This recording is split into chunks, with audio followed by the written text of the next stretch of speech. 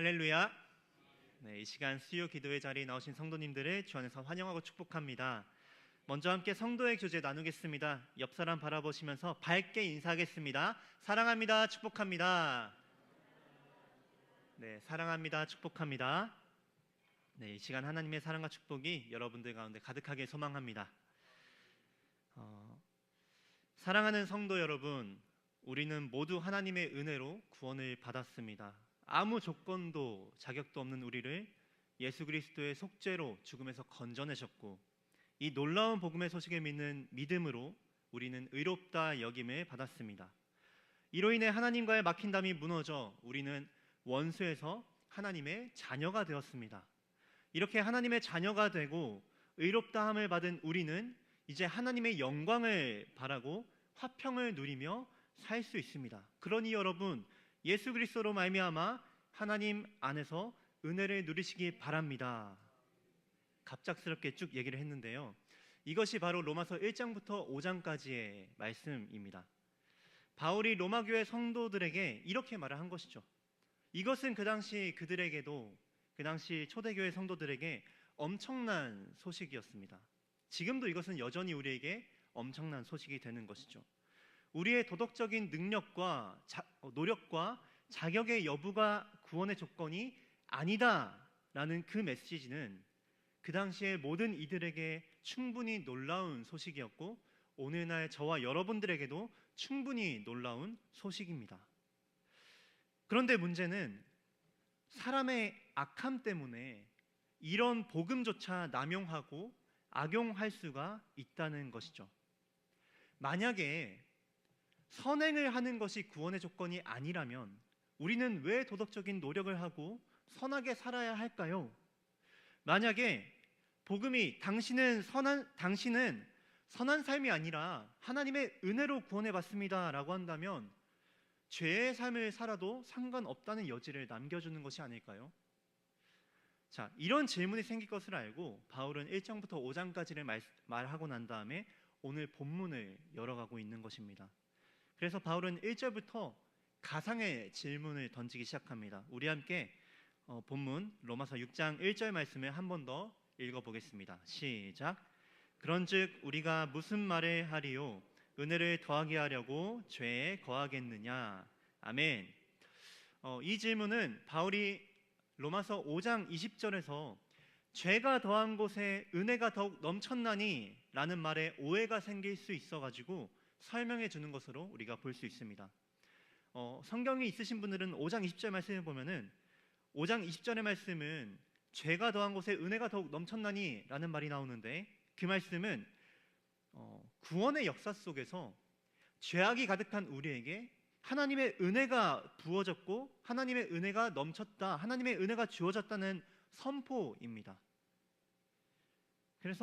그런데 우리가 이 말씀을 우리가 죄를 지으면 은혜를 주시는 법칙으로 오해를 할 수 있다고 할 수 있는 것이고, 바울도 그렇게 생각한 것입니다. 우리는 자꾸만 성경에 나오는 많은 것들을 여러 가지 신앙의 법칙과 원리로 설정하여서 어떻게든 내가 이득을 얻고 내가 편리한 방법대로 그 원리를 사용하고 남용하려고 합니다. 하지만 성경은 그런 기계적인 서비스를 말하는 것이 아니라 우리를 향한 하나님의 마음과 우리를 향한 하나님의 행하신 일을 나타내고 있는 것이죠. 이렇게 하나님의 신실하심을 이용하려는 우리의 마음을 향하여 바울은 너희가 은혜를 더하게 하려고 죄에 거하겠느냐라고 반문하며 질문하고 있는 것입니다. 자, 그래서 그 다음으로 바울은 뭐라고 합니까? 우리 함께 2절 말씀 함께 읽도록 하겠습니다. 시작. 그럴 수 없느니라 죄에 대하여 죽은 우리가 어찌 그 가운데 더 살리요? 아멘. 바울의 대답은 무엇입니까? 그럴 수 없다입니다. 왜 그렇습니까? 우리가 이미 죄에 대하여 죽은 존재이기 때문이죠.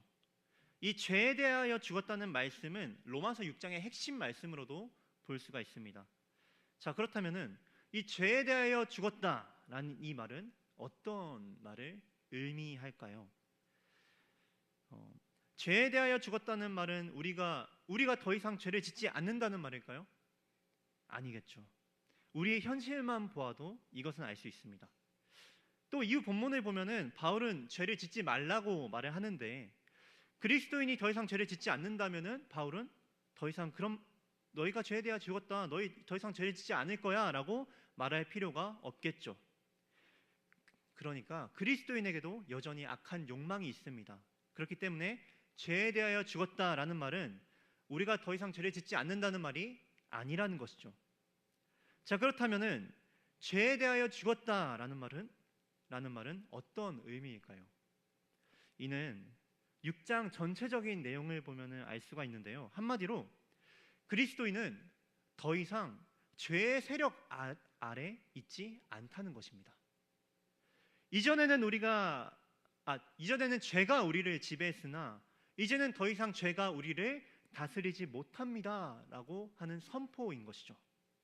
죄는 여전히 우리에게 영향력은 있겠지만 이제 우리는 죄에 대항하고 저항할 수 있는 존재다라는 것이 바로 너희는 죄에 대하여 죽었다라고 하는 말인 것입니다.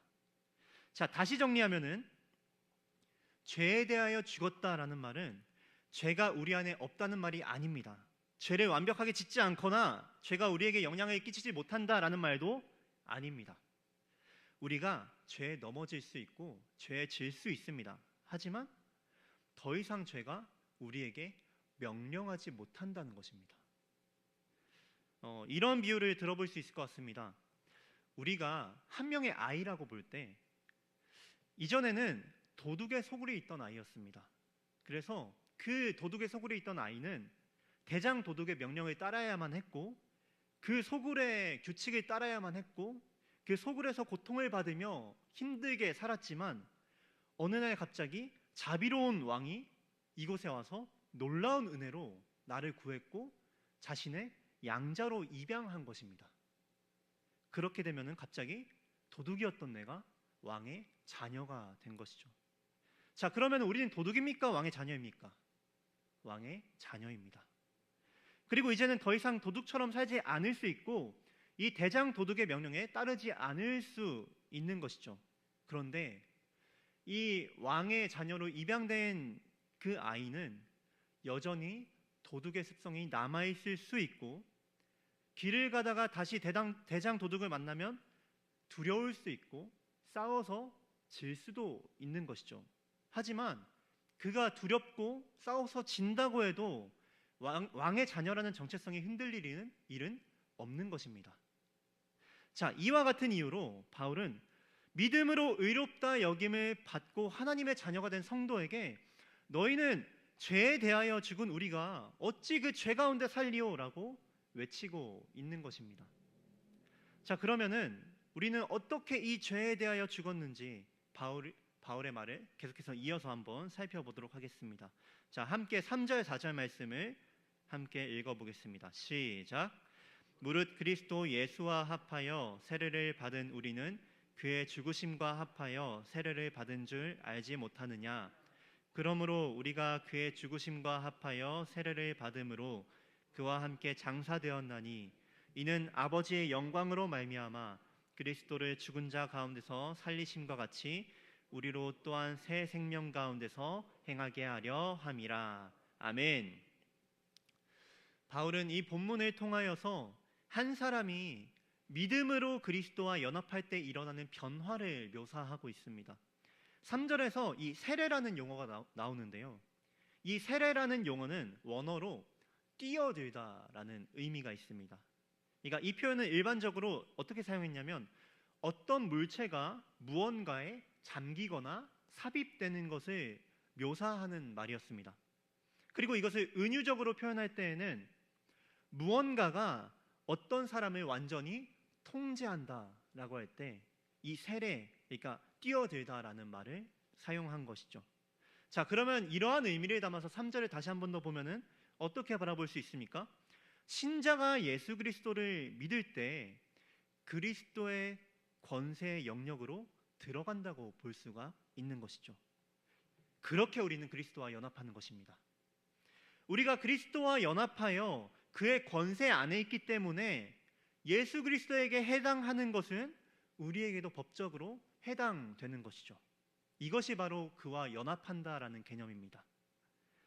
그렇게 그리스도와 연합된 우리는 그리스도의 죽으심과 함께 죽었기 때문에 죄로부터 자유로울 수가 있는 것이고, 그리고 더 나아가 그리스도께서 부활하심과 함께 우리도 새 생명을 얻었기 때문에 이전과는 다른 새로운 삶을 살아갈 수가 있는 것입니다.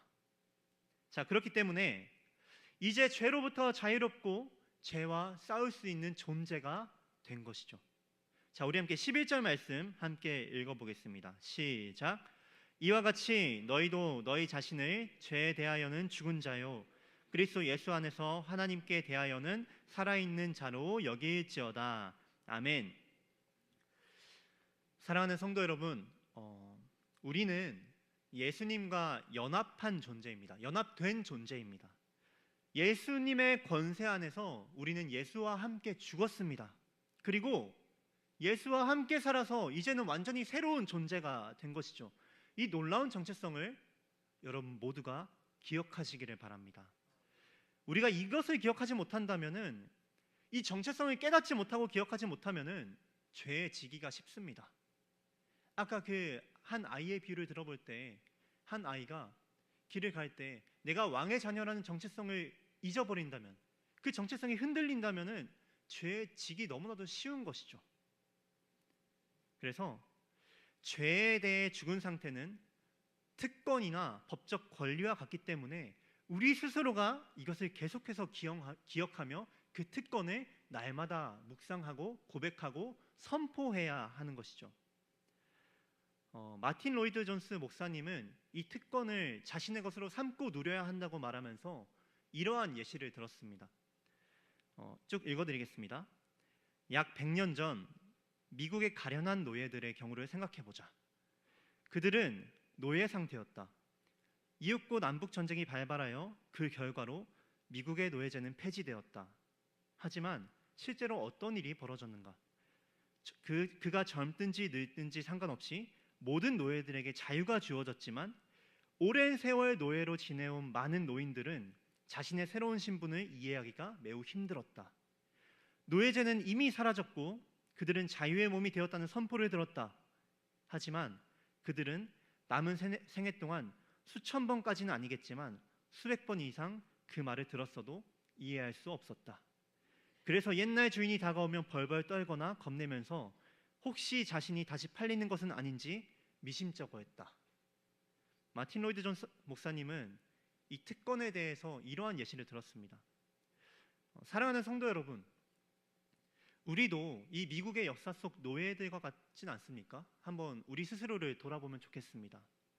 더 이상 노예가 아닌데 경험적으로는 여전히 노예라고 느끼고 있진 않습니까? 아니면 우리가 자유의 몸이 되었다고, 죄에 대하여 죽은 자라는 선포가 울려 퍼지고 있는데, 이미 울려 퍼지고 있는데 그 소리를 듣지 않고 여전히 노예처럼 살고 계시지는 않습니까?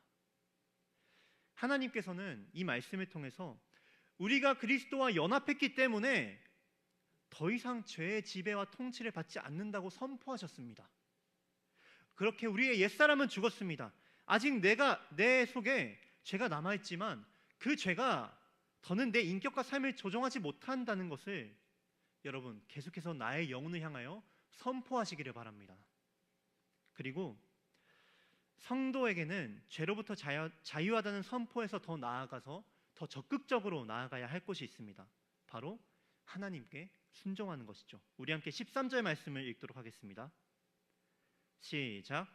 또한 너희 지체를 불의의 무기로 죄에 내어주지 말고 오직 너희 자신을 죽은 자 가운데서 다시 살아난 자 같이 하나님께 드리며 너희 지체를 의의 무기로 하나님께 드리라. 아멘. 성도는 단순히 죄만 안 짓는다고 그 자리에 안주해서는 안 됩니다.